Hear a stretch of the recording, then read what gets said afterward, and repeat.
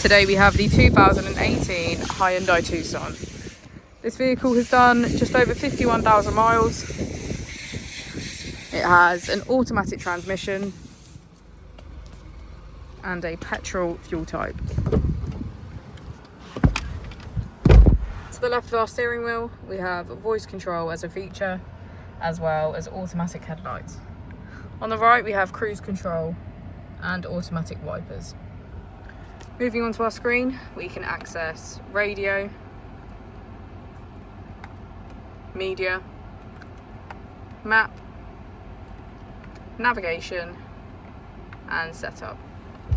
If we put the vehicle into reverse, we can see that it comes with a parking camera with parking sensors. Just below our screen, we have our dual zone climate control with heated seats on either side.